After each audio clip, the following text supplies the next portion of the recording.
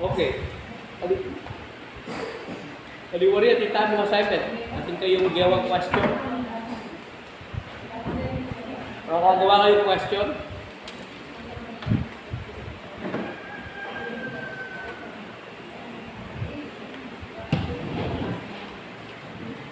Ha?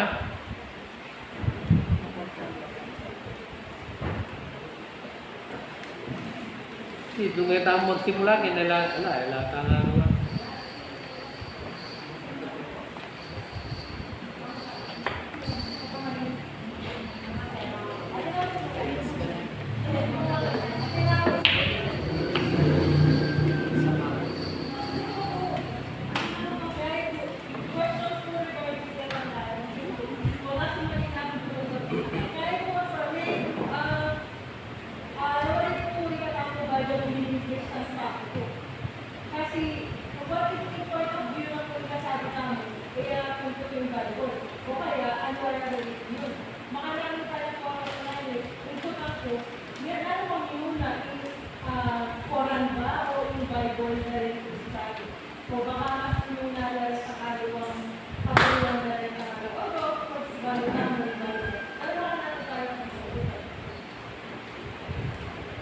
Okay. Ang tuloy na emosi ulat.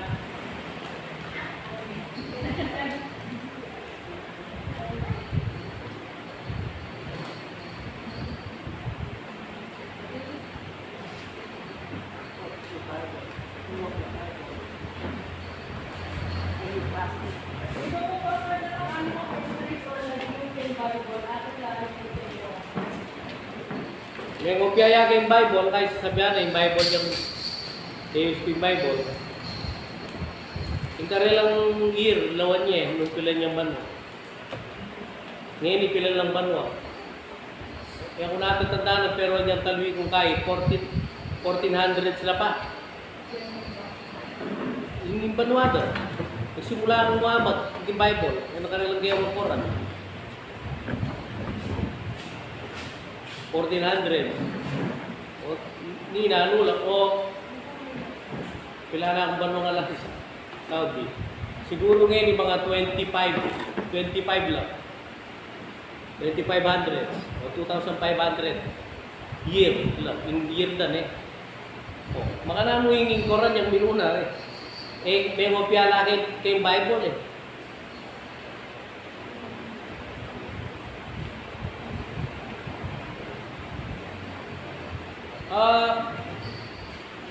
Mr. Lisa, nalagyan ko. The question, what is the Bible? How did we get the Bible? Ano, inayon sagot na? Sila kayo. O, yan, sige. What is the Bible? The Bible itself, presented as a single book. It's a collection of writings by different authors over a period of thousands of years. The writings are of many different styles and genres. So the Bible is best understood as an anthology. The text singular story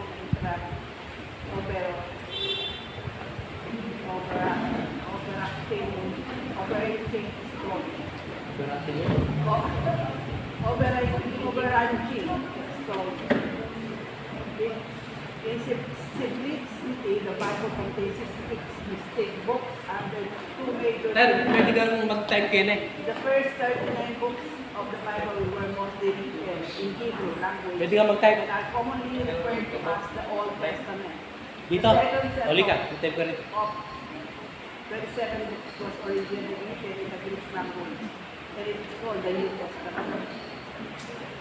The 66 books span stories that occurred over at least 4,000 years of human history, which was made of 40 different human authors from their diverse backgrounds and cultures. Okay. So, ngayon magsimula tayo muna eh. Iausta mo kanini sa Banilla Agape Baptist Church Manual. Okay ba ita? Sa Banilla Agape Baptist Church Manual. So, kabit may kanta. Hingkay na. We believe the Bible, and alone the Bible is the authoritative word of God.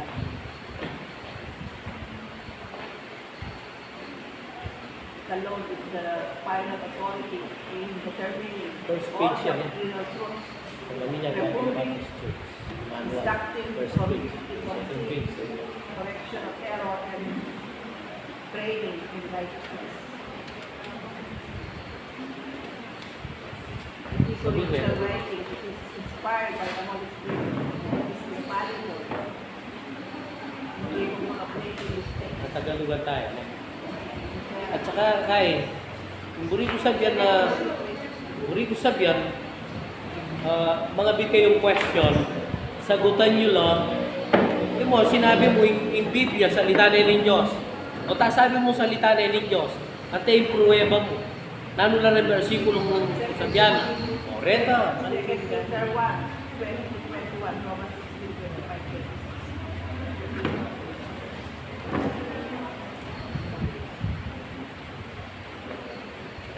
Okay. Ininggawan tamong manual sa Manila Agape Baptist Church manual. Tayo naman papalitan ng Bible. Hindi natin pinapalitan ng Bible. Pero ito ay guide natin sa ating mga ilagay mo yun sa ano?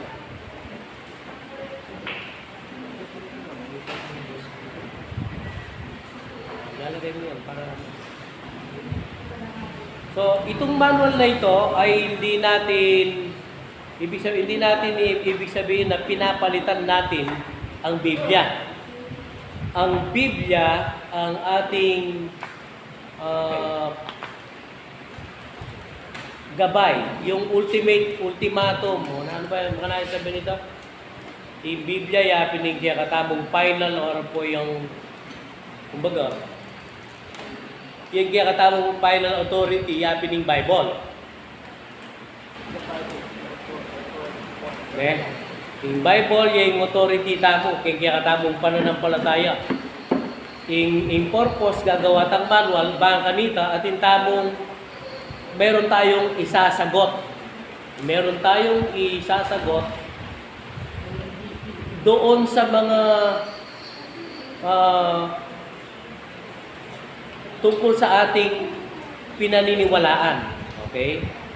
So, kumbaga, bala mo kaila rin ready defense, kitang kaya katamong paniwalan. Naning paniwalan tamo tungkol kay Bible. Yan.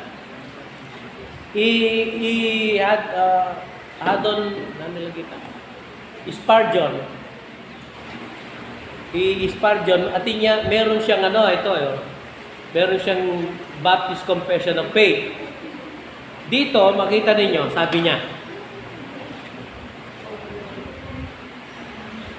atin lang gewang ining Confession of Faith, pwede yang i-revise.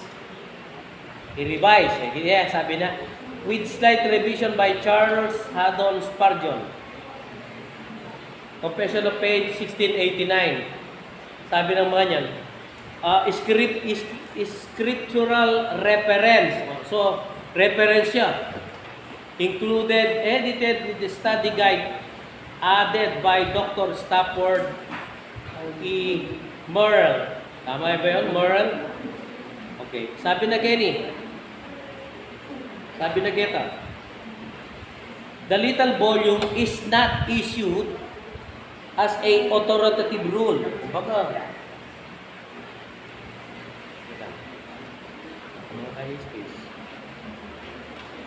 sabi na, this little volume is not issued as an authoritative rule or code of faith, whereby you are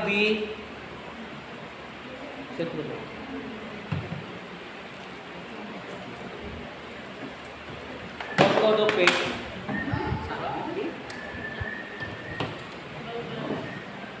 Sira muna yung tablet. Sabi na, code of faith, whereby you are to be fettered, but as an assistance to you in controversy. So, nawan niya ganyan, tungkol niya, controversy, A confirmation in faith and a means of edification. Ini gagamitan tayo para sa pamumuhay na pagpapabanal. O yan. sa katuwiran, in righteousness. Here, the younger members of our church will have a body of divinity in small compass, and by means of scriptural proof, kapamilatan daretang ebidensya nagagaling sa salita ng Diyos, ay magiging ready tayo na magbigay ng reason. Magbigay ng reason para sa pag-asa na nasa atin, na nasa kanila. Be not ashamed of your faith. Huwag kang mahiya. Huwag mong ikahiya ang iyong pananampalataya. Remember, sabi niya, alalahanin nyo na it is the ancient gospel of martyrs. Ito yung lumang sinaunang gospel ng mga martyrs. Yung martyrs, ito yung mga pinatay dahil sa kanilang pananampalataya. Pinaglaban nila yung paniniwalang ito kahit sila'y mamatay. Yon. Sabi niya ganyan, confessors, reformers, and saints. Above all, higit sa lahat, it is the truth of God. Ito yung katotohanan ng Diyos against laban doon sa mga laban sa pinto ng impyerno. Sabi na, maging ang pinto ng impyerno ay hindi makakapanay. Yon. Let your lives adorn your faith. Ang inyong buhay ay ang singadorn? Nano ang singadorn? Ang buhay nyo ay let your lives adorn your faith. Mahalin.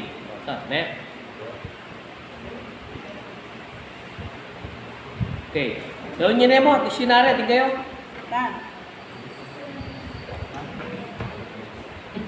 Gawin ninyo ang buhay nyo ay mahalin ang inyong pananampalataya. At ang inyong halimbawa ng pagmamahal sa inyong mga paniniwala o creed. Above all, higit sa lahat, above all, live in Christ, mamuhay kay Kristo Jesus, at lumakad sa Kanya, kasama Niya, giving credence to no teaching but that which is manifestly approved of Him. Okay? And owned by the Holy Spirit. Cleave fast, panghawakan yung mabuti ang salita ng Diyos, map out for you, which is here, map out for you. Kumbaga, kinain ini, parang ito yung magiging mapa mo, or gabay mo, or pattern sa iyong paglakad sa spiritual na buhay.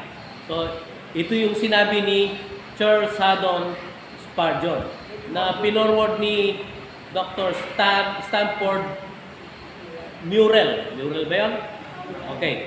Tingnan ninyo yung nilagay niya dito, yung pinag-aralan nila, ang mga nilalaman, yung tungkol sa Holy Scripture, yung tungkol sa Trinity, tungkol sa batas ng Diyos, tungkol sa paglikha, yung divine providence o yung provision o banal na pagkakaloob ng Diyos, ang pagkahulog ng tao, sin and punishment, kautusan, kasunduan o covenant, si Jesus bilang tagapamagitan, free will, verse ng 9, effectual calling,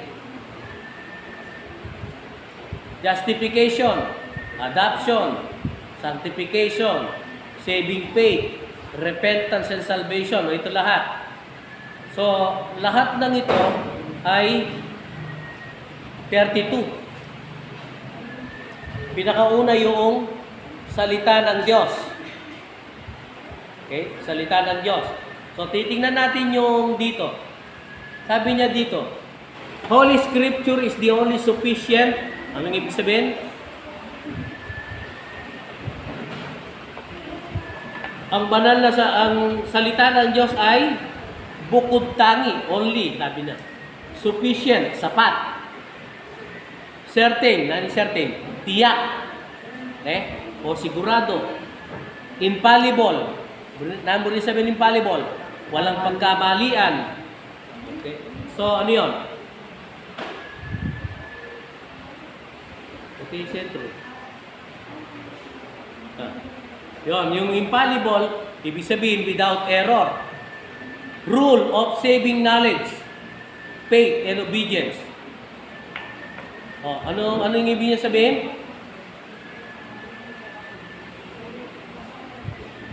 Ito yung gagamitin natin. Ang salita ng Diyos ang gagamitin natin upang magkaroon tayo ng kaalaman tungkol sa kaligtasan, tungkol sa pananampalataya, tungkol sa pagsunod. Yan yung sinasabi niya. Metong niya pa yan. Isa pa lang ito. Kasi meron pa kung yung tinignan natin dati, iba pa yun. So, ginamit niya ang talata. Bakit niya sinabing sapat? Kasi sinabi niya, mula pa sa pagkabata, alam mo na, sabi niya, di ba? Verse 15, 2 Timothy 3:15. Alam mo na, mula pa sa pagkabata, alam mo na ang banal na kasulatan ay, ano yun? Nagtuturo.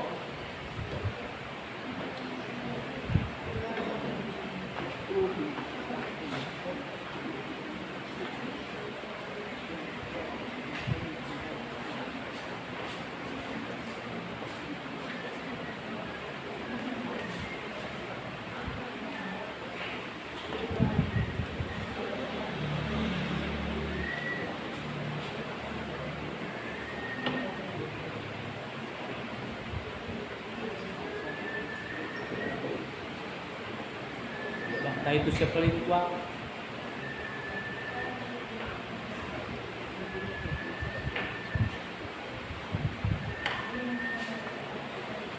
Okay.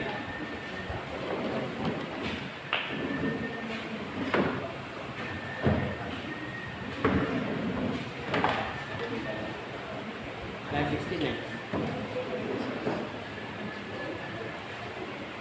17.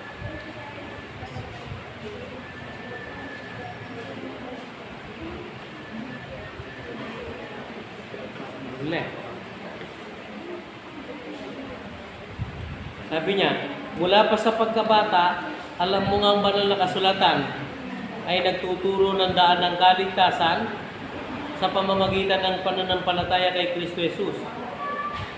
So, sabi na kito, sinabi niya dito sa confession of faith, sabi niya, sufficient, sapat, tiyak, walang pagkamalian. Ito yung rule of all saving knowledge, sabi niya. Ito yung ating pamantayan o batayan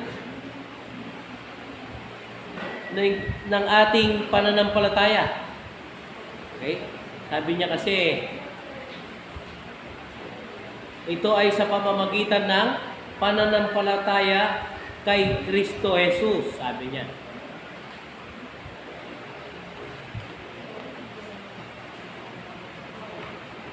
Mula pa sa pagkabata, alam mo na ang banal na kasulatan ay nagtuturo ng daan ng kaligtasan sa pamamagitan ng pananampalataya kay Kristo Jesus. So sabi niya, ang banal na kasulatan ay nagtuturo ng daan ng kaligtasan. Okay? So metong niya kasi nagtuturo ng daan ng kaligtasan. Makanano? Paano? Sa pamamagitan ng pananampalataya kay Kristo Jesus. Okay?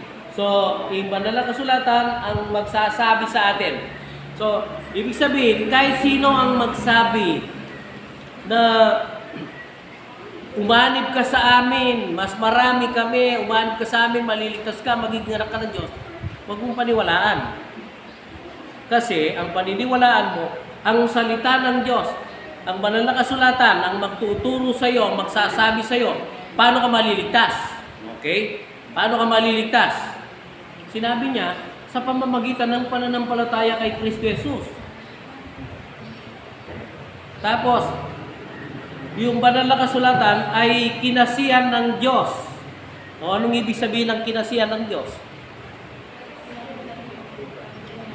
Hiningahan. Anong ibig sabihin ng hiningahan?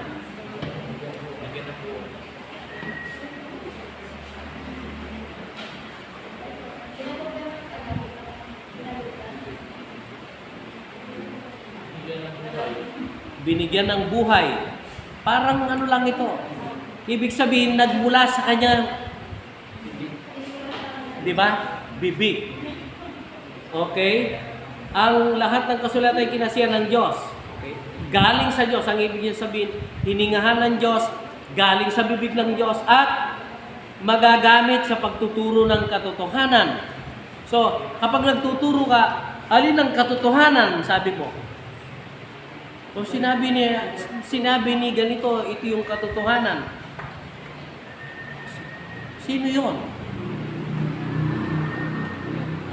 Sino yung paniniwalaan natin? Yung sinabi ng tao na yon? Sinabi ni lolo ko. O yan. Sabi ni lola ko o lolo ko, ito raw ang katotohanan. O yung sasabihin niya yung paniniwala niya. Paano mo? So, ibig sabihin, ang banal na kasulatan, gagamitin mo siyang panukat sa katotohanan. Okay? So, kanina, sabi natin, yung banal na kasulatan ang magtuturo ng daan ng kaligtasan. Paano yung daan ng kaligtasan? Sa pamamagitan ng pananampalataya kay Kristo Jesus. So, maliligtas, ang tinuturo ng kasulatan, maliligtas ka sa pamamagitan ng pananampalataya kay Kristo. So, yung salitang yon, kahit na ilang taon ka pang Kristiyano o kahit na sino pa ang magsalita sa iyo, kahit na gaano pa kagaling siyang magsalita, kapag sinabi niya na ito, para ka maligtas ay ganito, liban dito sa sinasabi ng kasulatan, huwag mong paniwalaan. Di ba? Kasi ito kasi yun eh. Kaya dapat alam mo itong salitang ito. Kasulatan. Okay? Sa pananampalataya lamang kay Kristo Jesus. So kung sasabihin sa'yo, umanib ka sa amin, magpabautismo ka. Sabi dito, meron bang bautismo rito binanggit? Wala. So yung batayan mo, hindi yung sinabi ng iba. Ang batayan mo, yung sinasabi ng Biblia. So, ganito siya. Ito yung importansya nito. Bakit meron tayong ganyan? Okay, tutuloy natin. Lahat ng kasulatan, kinasihan ng Diyos. Sabi sa God breathed o breath? Iningahan ng Diyos. Tingnan natin ang iba, no? Ito kasi ay magandang balita 2005. Tingnan natin ang Biblia. 2001. Mali.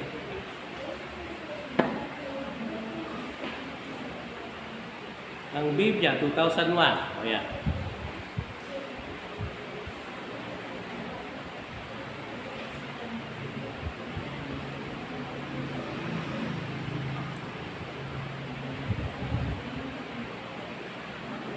Pareho lang.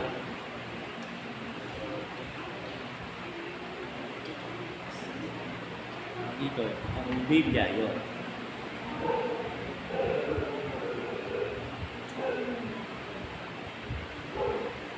Uy, maliwayan nyo. Mula pa sa pagkasanggol lang, kinasihan ng Diyos sa anak Enme. Makapagpadulong.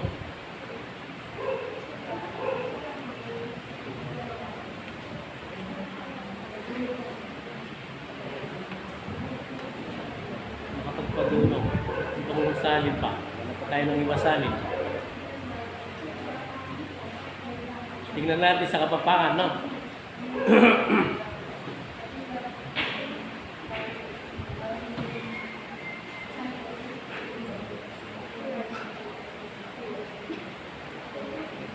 tayo kay Kapampangan. Manibat pa, manibati niyang malatiko.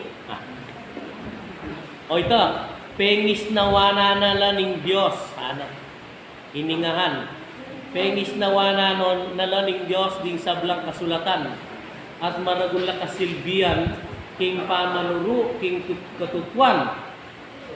Kawawa na ba yung mga Tagalog? No? King pamaglaban, king kamalian, pamitulit, king maling dapat. Pamagsanay king malinis sa pamibibye, king uli na niti maging ganapi ang talasuyo na ning Diyos. At mirina niyang tagiwan, dapat king sablang mayak. Ibig Kapampangan. So ang sabi dito pengis nawahan, pengis nawanan. Sa Tagalog yung ibang iningahan. Yung iba kinasihan. Okay, para maunawaan pa natin ito. Tingnan natin yung iba, no?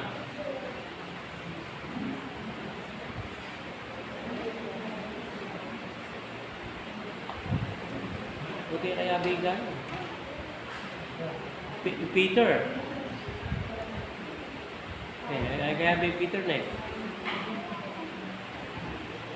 Yung binasa mo kanina siya. Ha? Sige. O, sige, tingnan natin yung ano. So, dito tingnan ninyo. Hindi niya sinama yung Second Peter ba? Second Peter 2:21. Tama? 20:21. Tingnan natin, no? Dito, tingnan natin yung Second Peter.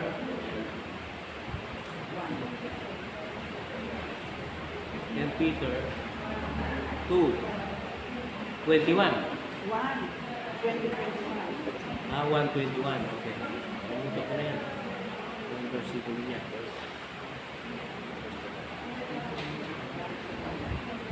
Okay. Yan. Tagalugad kayo para naman sila. Meron pa nga ng Ilocano.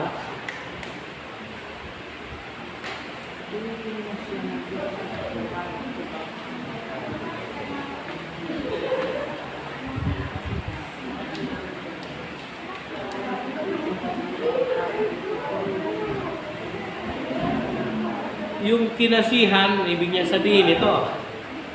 Oh, higit sa lahat, unawain ninyong walang makakapagpaliwanag ng alimang propesiya sa kasulatan sa sariling kakayahan, sapagkat ang pahayag ng mga propeta ay hindi nagmula sa kalooban lamang ng tao, ito'y galing sa Diyos at ipinahayag ng mga taong nasa ilalim. Okay? Nakita niyo yung, ang ibig palang sabihin ng kinasihan or God-breathed, sila'y nasa ilalim ng kapangyarihan ng Espiritu Santo, kaya nila naipahayag ang salita ng Diyos.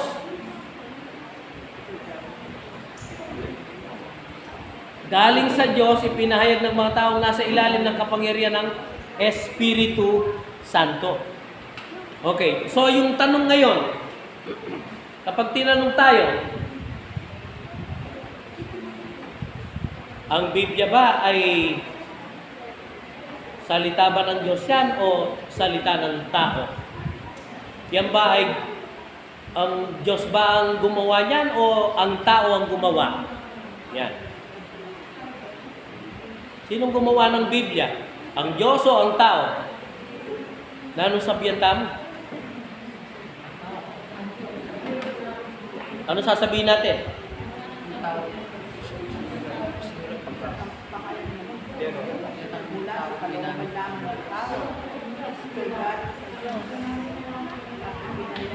Hindi natin pwedeng itangging hindi ginawa ng tao. Sinulat ng tao ito. Pero yung sinulat ng kanyang pagsulat, sabi niya, galing sa Diyos. So, anong ibig niya sabihin? Nung isulat ito, ang tao ay eskriba lang. Ang eskriba, ang ibig sabihin ay tagasulat. Tagasulat siya, kaya nga, kanina binasa ni Sister Lisa dyan kung ni-research niya, ang sabi doon, ay ang author ay ang Diyos. At ginamit niya yung mga tao na iba't ibang panahon. Sila'y mahigit 40. Oh, 40 authors. 40 yung mga sumulat. Iba-iba ng panahon. Hindi magkakakilala. No? Hindi iba-iba sila ng panahon. Pero, hindi sila nagsasalungat. Kasi, isa lang ang author at yun ang Diyos at ginawa lang silang eskriba o tagasulat. So, kapag sinabi ang Biblia ay gawa ng tao, oo, gawa ng tao. Pero, tandaan nyo ngayon itong 2 Peter chapter 1, verse 20. So, kung ilalagay mo yan dito sa manual mo, itatanong sa'yo, oo nga, kako, ito nga ay sinulat at ipinahayag ng mga propeta. Subalit, sabi mo, itong pahayag ng mga propeta hindi nagmula sa kanilang kalooban, kundi ito'y galing sa Diyos. O, ngayon, paano mong nalaman yon? Sabi niya, meron kang bersikulo. Diba? Meron kang manual. Nakasulat yon doon. Yan ang pag-aaralan mo, ituturo mo sa anak mo upang sa gayon ay alam niya rin ang isasagot niya. Kasi itinuro mo sa kanya.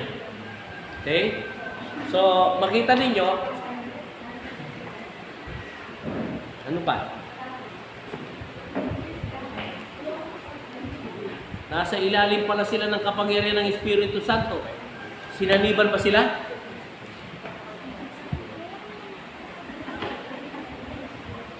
Sinaniban ba sila?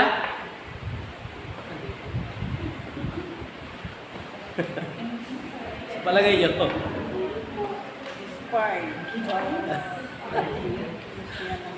Palagay ko.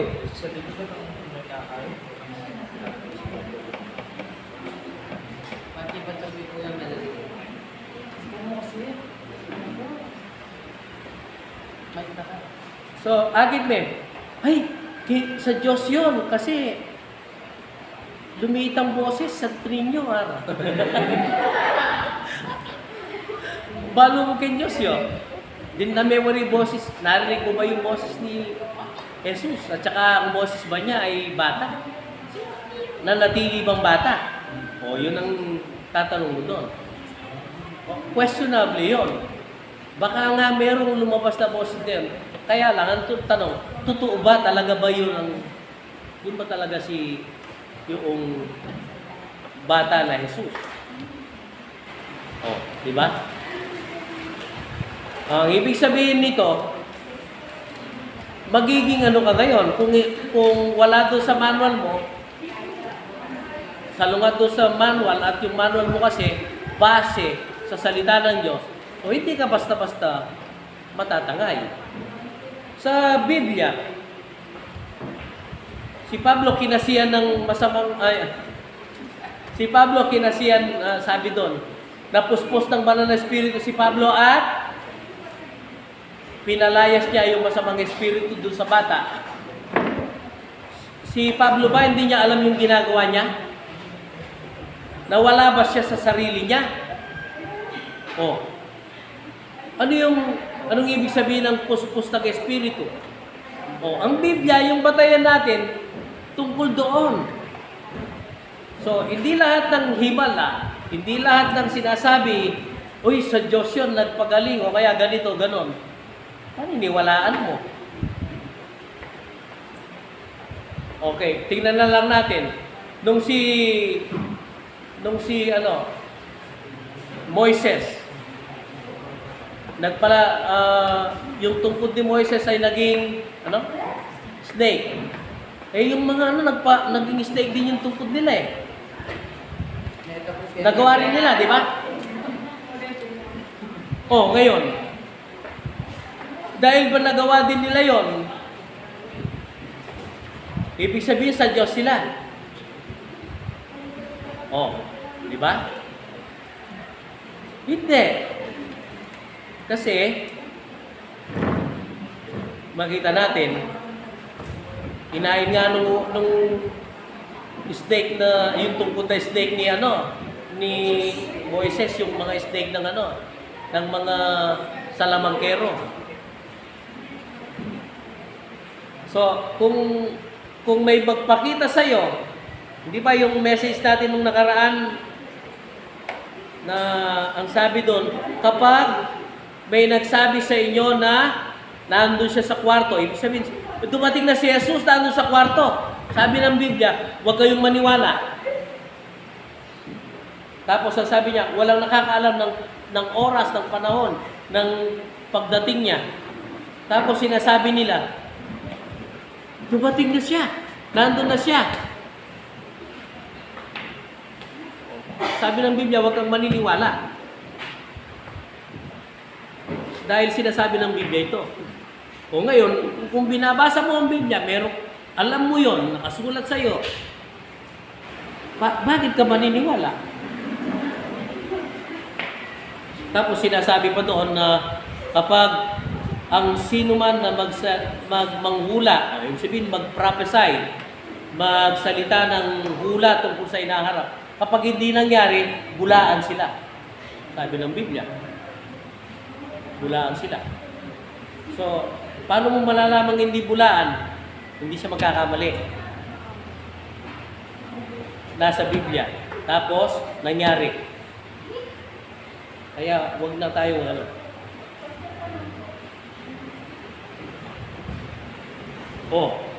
mayroong question dito.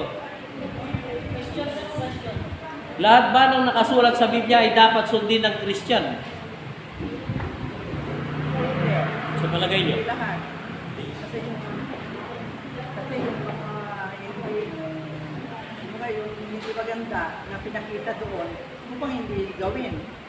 Yung mga bagay na, di ba, hindi naman lahat tama. Gaya yung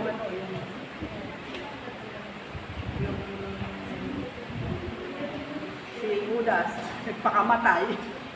Dapat mo sundin niya, magpapakamatay ka rin ba? Hindi. So, hindi lahat. Anong masasabi niyo rito? Hindi lahat. Lahat ba ay nang nakasulat sa Biblia dapat sundin? Hindi lahat. Hindi lahat. Hindi lahat. Di ba, sinabi lang yun, para hindi tularan, para maiwasan. Aral. Hindi tularan. Para hindi tularan. Hinihayag para... Dala po yung mga kwento dun sa po. Old Testament. Ang sinasabi ko sa inyo sana, tingnan ninyo, mag-research kayo sa question, lagay niyo yung question. At kayo rin, pagsikapan ninyong sagutin at hanapin yung sagot sa Biblia. Okay?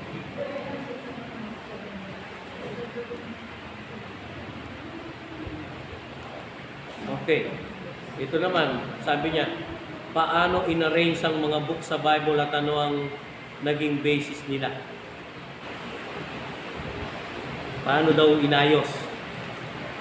Yung pagkasulat sa Bible, hindi ibig sabihin sunod-sunod yun. Halimbawa, yung Roma. Yun ba yung unang sulat ni Pablo? Sa katunayan, nung pagdating sa Roma, doon yung yung pinakahuling pinuntahan ni Pablo, at doon na siya namatay. Pinugutan ng ulo. Okay? So, ginawa yun. Sa aming pag-aaral sa Bible School, parang naging no? Parang Q&A.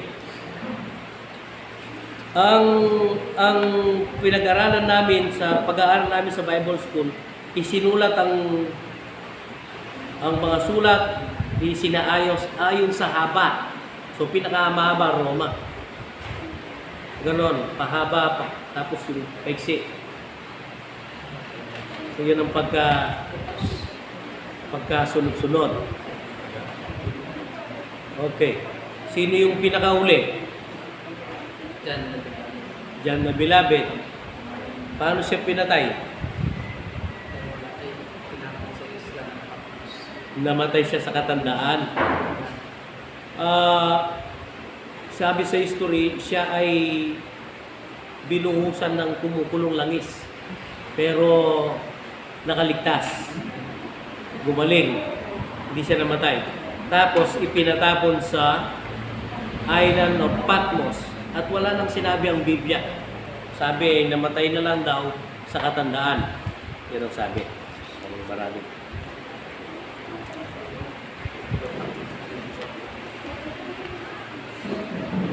Oh, meron pa bang press revelation? Wala na. Ano yung press revelation? Alam niyo ito?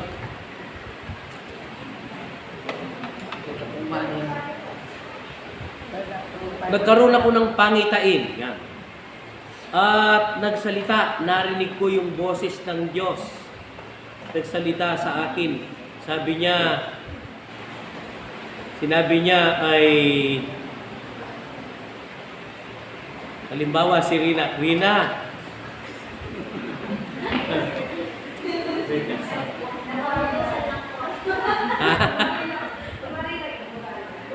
sabi niya,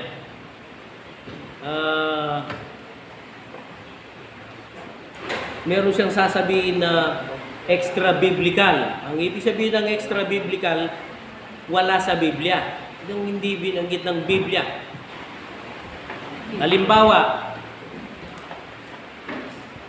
Halimbawa, yung extra biblical ay yung tao ba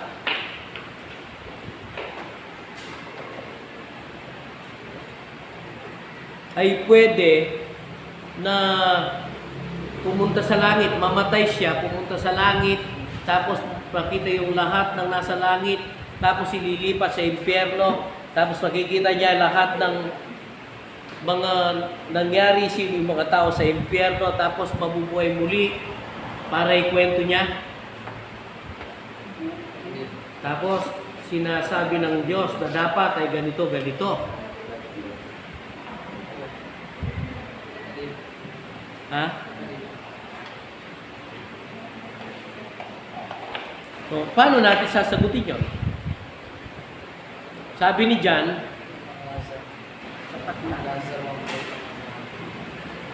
ang lahat ng nakasulat dito ay sapat upang ang mga tao maihandas sa kabanalan, sa mga mabubuting gawain.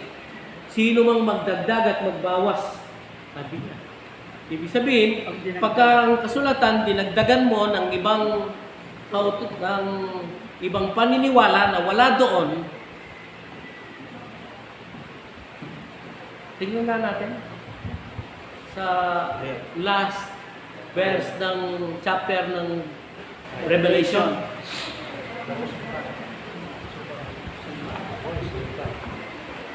Wow. Iaalis sa kanya ang karapatan sa buhay ng walang hanggan. Idadagdag ang sumpang nakatala rito. Sabi niya. Di ba? O yung mga sumpa sa Biblia, idadagdag sa iyo. Paano mo malalaman yun? Eh kung hindi mo pinaniniwalaan ng Biblia, salita ng Diyos at ito yung rule o ito yung gabay. 19, chapter 22, verse 19. O 22 verse 19 ng... Magalis ng anuman sa mga propesiyang narito, ay Ano? aalis na. Lagay natin dito. Akong si Juan ay nagbibigay ng babala sa sino mang makarinig ng mga propesya na nasa aklat na ito at sino mang magdaragdag sa nilalang ng mga aklat na ito ay daragdagan ng Diyos ng parusa. Daragdag sa kanya ang mga salot na nakasulat Sabi niya, dito. At sino mang magalis ng anumang sa mga propesiyang narito ay aalisan naman ng Diyos ng karapatan sa buwan ng punong kahoy na nagtutulungan at sa banal na lungsod. ito, yun. Sabi niya, ako si Juan nagbibigay babala. Parang alam na ni Juan, no? Na merong mga magsasabi ng press revelation. Magsasabi na nakausap ko ang Diyos, sinabi niya, magtatayo ka ng ganito. At tatawagin mo silang lahat. Tapos sasabihin mo, ikaw yung Kristo. Lamiki Buloy. Buloy. Alam nyo ba nung Y2K 2000? Nagulo nun, di ba? Bakit? Sabi nila, magugulo daw yung mga computer, yung mga bangko raw, bigla raw magsisiro-zero yung mga Down daw. yung kanilang mga mag-back down daw yung mga computer, tapos yung kanilang mga pera baka raw mag-zero-zero, mawala yung pera. Yung iba, nag-withdraw ng pera. Yung iba naman, si Kibuloy naman no, sabi niya, darating na raw si Jesus Christ. Mintala, nagpunta sila sa bundok. Pisanida yung pinenta nila yung kanilang ari-arian. Nagpunta sila sa bundok. Kasama yung mga, alam niyo yung mga Rizalista. Dito sa Arayat, sa San Juan Banyo, meron doon yung mga nakaputi. Mga Rizalista. Tuwing mahal na araw, naglalakad sila. Grupo sila, nakapaa, nakaputi. Tapos nagbubuhat ng krus. Pupunta sila doon. Silang lahat na mundo. Sabi nila, darating na raw si Kristo. Ikaw ngayon, kung hindi mo pinaniniwala ng Biblia, salita ng Diyos, maniniwala. Di ba? Anong nangyari? Hindi pa pala katapusan ng mundo, hindi pa pala dumating si Jesus. Sabi nila, dumating na. Nandiyan na siya, si Kibuloy.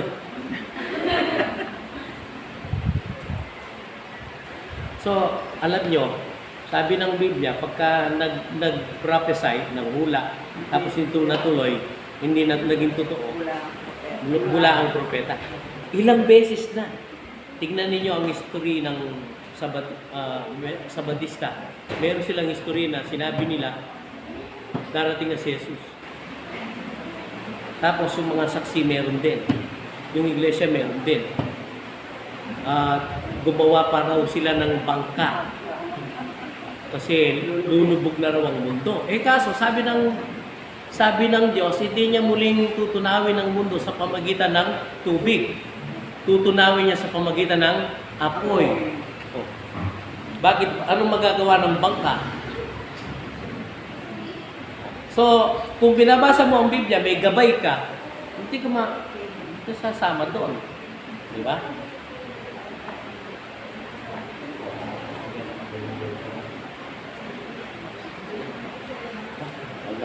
So, ang gagawin ninyo, mag-isip kayo uli. Pero, dito, paano mo masasabing ang isang tao ay believer? Paano niyo masasabi? Sabi ni Jesus Christ, you will know them by their fruits. Makikilala mo sila sa pamamagitan ng kanilang bunga. Kung anak siya ng Diyos, meron siyang binagong buhay. Ang nagipag-isa kay Kristo, isa ng bagong nilalang, wala na yung dating pagkatao. So, kung ako dati, basta gulero, mainitin ang ulo, ngayon hindi na. Diba? Nagbago. Lasenggo, sugarol, malakas manigarilyo, wala na yung lahat. Agad-agad ba nawala yun? Hindi naman. Pero sa pagpapasakop sa Diyos, araw-araw nawawala yun. Bakit wala tayong pastora?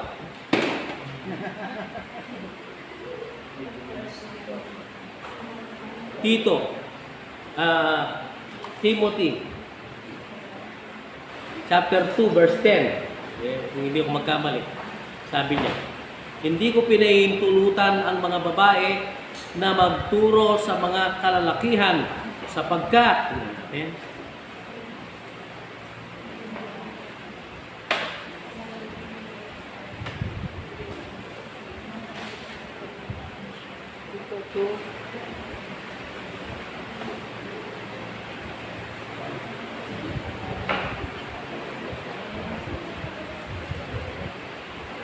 muli, baka hindi po.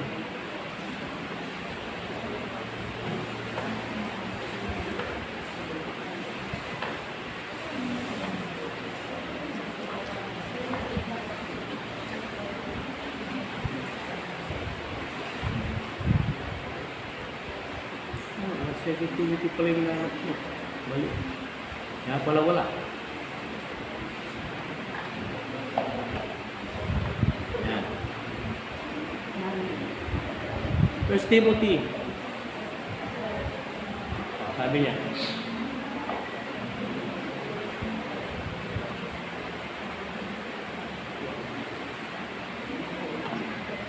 Ang mga babae naman,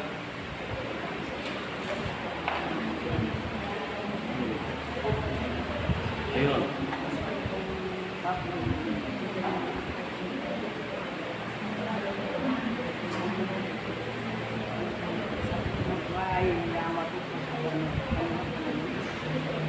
Okay. Sabi niya, ang mga babae dapat maging mainhin, maayos, maingat sa pananamit, ayos ng buhok. Hindi sila dapat maging magarbo sa pananamit, maluho. Tapos, binanggit niya dito, ang mga babae ay ayang matuto sa kanilang pananahimik at sa lubos na magpasakop.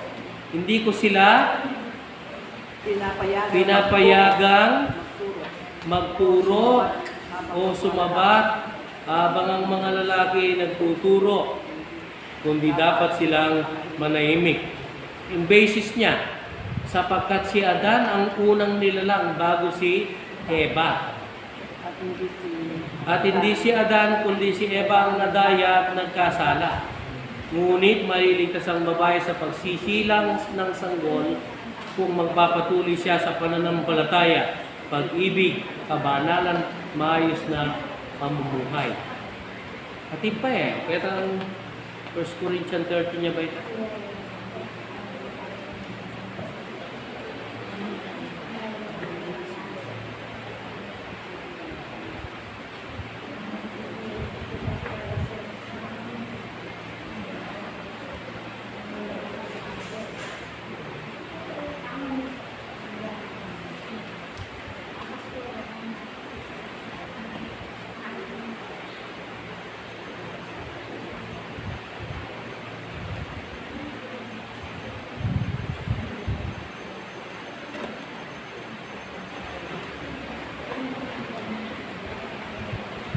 Ito.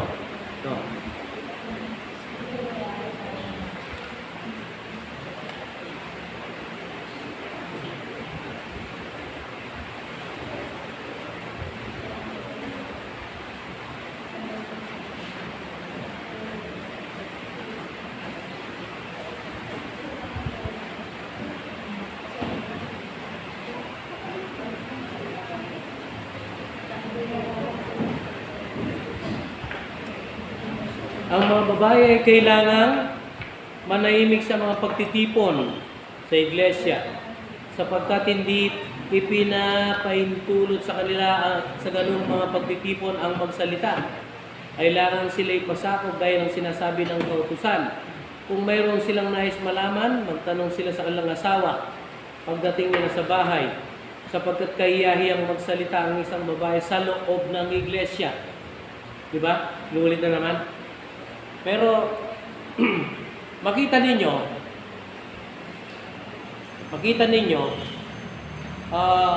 merong mga sagawa, merong mga babae na ginamit ng Diyos para magturo. Kumbaga ito yung ibig sabihin dito, hindi ka magtuturo parang Sunday school teacher. Ang sinasabi dito yung hindi ka mamahala, ikaw yung maging head. Hindi ka maging pastor. Kagaya ng sinasabi doon sa 1 Timothy 2, verse 10. Yan. Kaya tayo mga Baptist, wala tayong pastor.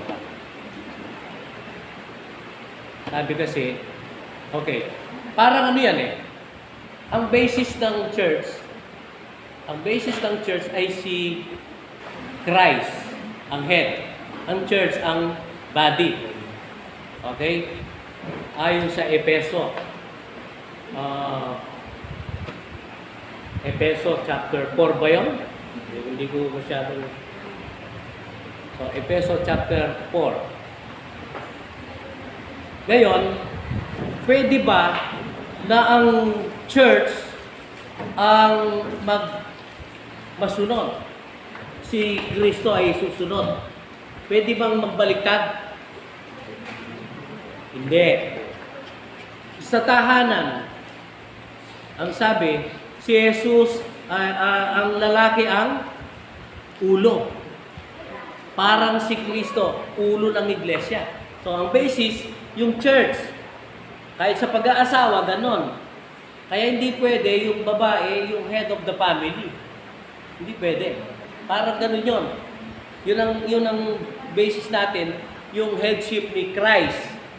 Kaya nga pagka kinakasal, tinatakpan yung babae, nilalabas ang ulo ng lalaki, simbolo na siya ang ulo, siya yung head of the family. At yung babae ay magpapasakop sa lalaki. Yon. So, ganun din ang church. Ito yung pamilya ng Diyos. Parang sa pamilya rin ng sariling pamilya. Nakita nyo? So, nakakita na ba kayo ng ikinasal? Inilabas yung ulo ng babae, tinakpan yung lalaki? Palagay mo. Kaso lang, yung iba ginagawa yon, lalo na pagka nakakasal sila. Pero, ang problema doon, yung di nila naunawaan, pinipilit nila. Wala bang magagaling na babae para magturo? Meron. Marami. So, paano sila makakatulong? Pwede silang gumawa ng lesson. Gamitin sa Sunday school. Di ba? O kaya kagaya ng ginagawa natin ngayon, gagawa tayo nito. Pwede naman silang maging editor.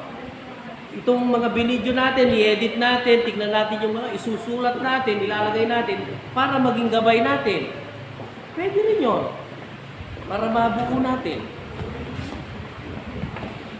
Lalo na kung ang babae ang nauna. Siya yung unang Kristiyano. Kesa yung lalaki. Pero hindi dapat manatiling ganon. Gaya namin ni Sister Lisa, dati ko siyang Sunday school teacher. Pero nung mag-aaral ako,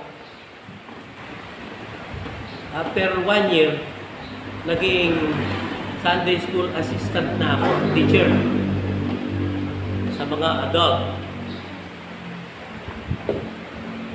Tapos, ayoko magkunin yung yung Sunday school teacher, assistant lang ako lagi. Ang kaso lang, umaalis yung Sunday school teacher, hindi siya ready, hindi siya darating, wala siyang prepare. Ako naman, ang mag-take over.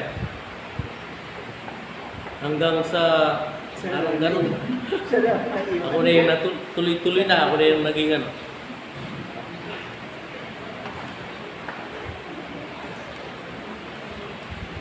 Oh, bakit mahalaga na Christian ang partner mo?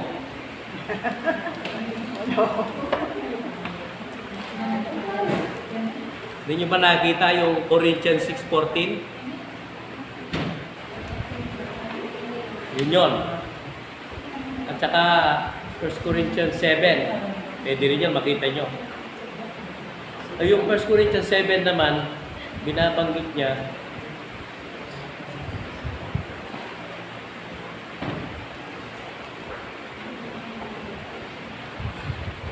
ito naman.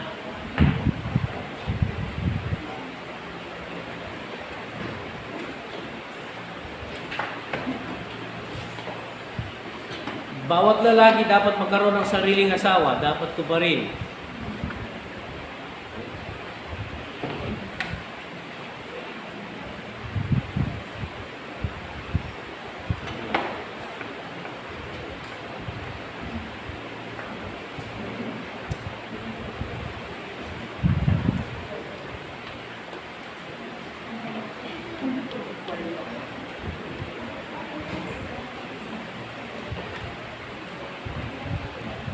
Iba naman turo.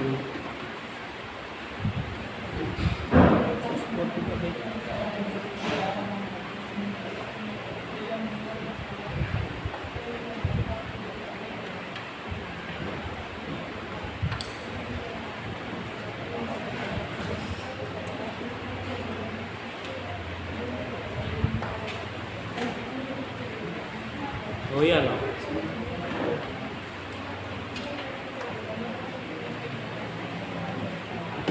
Maaari bang magsama ang katuwiran at kalikuan, liwanag kadiliman, maaari bang magkasundo si Kristo si Belial? Ano ang kaugnayan ng sumasampalataya sa di sumasampalataya? O di kaya ng templo ng Diyos sa Diyos-Diyosan? Ayan. Yung mananampalataya sa di mananampalataya. Ayan. Sabi dito, lumayo kayo sa kanila. Verse 17. Huwag kayong makisama sa anumang karumihan. Tatanggapin ko kayo. So, ito, association sa maraming hindi Kristiyano na namumuhay sa kasalanan, sa pagsamba, sa pakikipagrelasyon, tumutukoy ito. Diba? Maaari bang makipamatok, sabi niya. Makipamatok yung ibang salin nito eh. So, hindi pwede. Kung anak siya ng Diablo, ikaw anak ng Diyos, katuwangan may Satanas.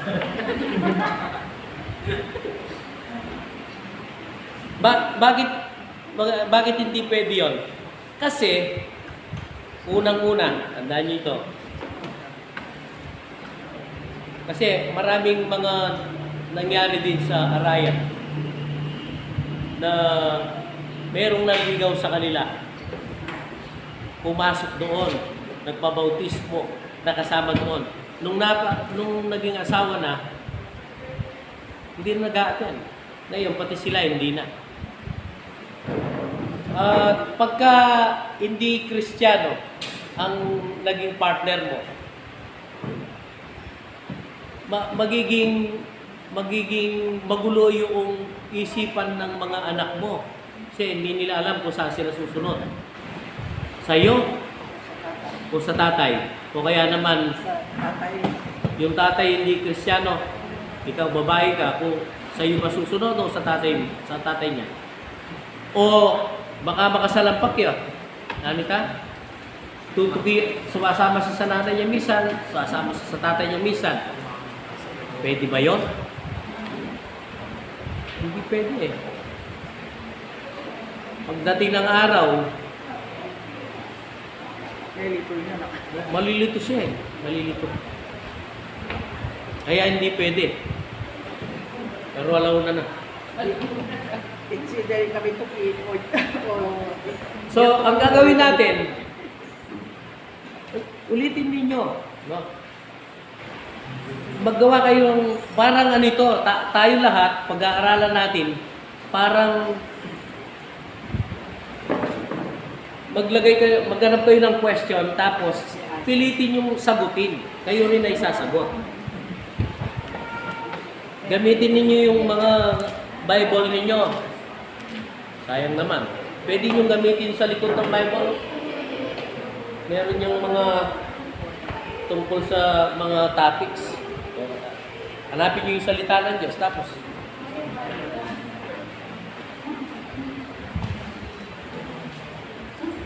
hindi ganon yung ang purpose natin dito, yung tatanungin nyo tapos sasagutin ko. Hindi yung ganon. Hindi tayo dating daan nito. Kumbaga, ito ay sama-sama nating pag-aaral, tapos pagsasamahin natin, tapos i-edit natin, titignan natin yung pinakalapat na sagot, at yun ang ilalagay natin sa manual natin. Yun ang gagawin natin. No? So, yun na muna. Meron kayong question?